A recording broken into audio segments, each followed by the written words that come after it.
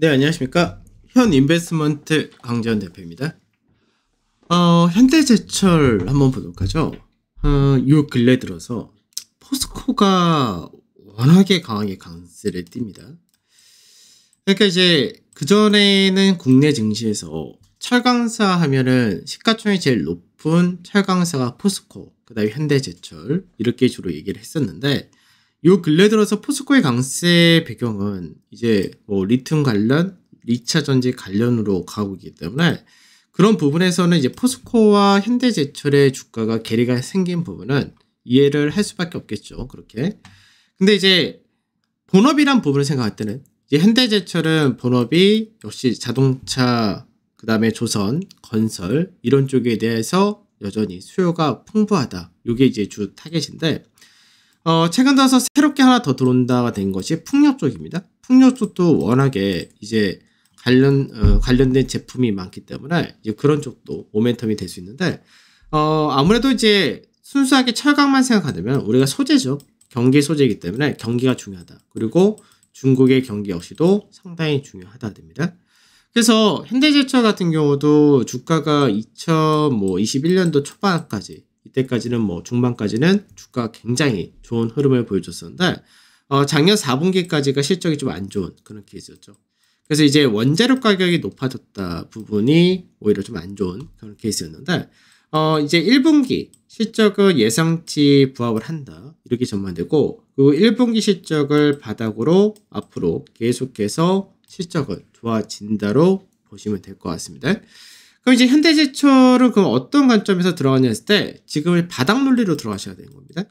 우리가 삼성전자가 시장에서 실적이 안 좋게 나왔는데 이제 바닥이다. 이런 관점에서 올라갔듯이 현대제철도 그런 논리로 접근이 가능하고요. 그리고 이제 뭐 다른 철강사들이 모멘텀 자체가 2차 전지 쪽으로 가긴 했는데, 그러다 보니까 상장된 철강사들, 우리 업종 내에서 철강으로 분류된 종목군 중에서는 현대제철이 밸류상으로는 가장 싼 종목이 되어 있습니다. 그래서 현대제철 주가가 하방 경직이 확보가 된 그런 케이스다. 이렇게 보시면 될 것 같습니다. 그래서 이제 저 같은 경우는 이제 29일날 이제 매수를 했는데, 29일날 이제 아침에 매수 대기를 이제 33,700원 가격대에서 매수 대기를 했었습니다.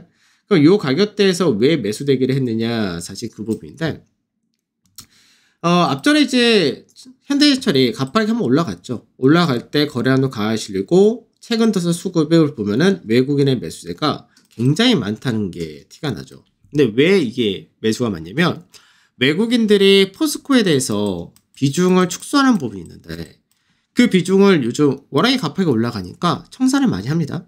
그래서 비중을 축소하면서 그 철강 업종 내에서 일정 부분 채워야 되는 부분이 있다 보니까 그 비중은 어떻게 하냐? 현대제철로 물량이 들어왔다가 되는 겁니다. 그래서 최근에 외국인들의 매수가 강하게 들어온 부분은 이런 반사적인 부분이 있다. 이렇게 보셔야 되고, 추가적으로 아까도 얘기했듯이 업황이라든지 실적이 1분기 바닥 그 이후부터 좋아진다. 그래서 실제 차트적인 흐름을 보더라도 이제 저점이 계속해서 높아지는 이 흐름으로 간다 되겠죠. 그래서 저점이 높아지는 구간대에서 요 좁은 구간에서가 이제 박스권을 만든 그런 케이스인데, 그 박스권의 중간 마디 가격, 요 가격이 33,600원 전후가 되기 때문에, 그래서 이제 매수를 한다 했을 때는 33,700원에 요 가격대에서 매수가 들어갔다 됩니다. 그래서 이제 박스권 패턴이라는 부분도 이제 제가 굉장히 중요하다라고 자주 말씀드린 게, 큰 그림, 작은 그림 여러 가지 구간에서 매수 타이밍을 좀 더 세밀하게 잡을 수 있다. 이렇게 되는 부분이게 되겠죠. 그래서 이제 전체적인 패턴은 이렇게 연결된다 치면은, 그러면 이제 위로 간다 했을 때도 이런 추세로 갈 가능성이 높다 됩니다. 채널 형태로 간다면. 그러면 이제 이렇게 되는 거죠. 전체적으로는 시장에서 이렇게 연결되어서 윗자리 이렇게 크게 볼 수 있다. 이런 것도 있는데, 원래는 이제 목표가를 잡을 때 현대제철은 제가 개인적으로 목표가 잡은 거는 우선 요 정도만 잡자라고 생각을 했습니다. 왜 그러냐면, 요 가격대가 직전에 고가이기도 하고요. 그리고 여기서 단기적으로 매물이 있던 자리라서 요 가격에서 요 가격 사이, 그래서 목표가가 요 정도를 목표로 이제 설정을 했던 그런 케이스인데, 크게 보면 당연히 윗가격도 무난히 나올 수 있는 종목이라고 봅니다.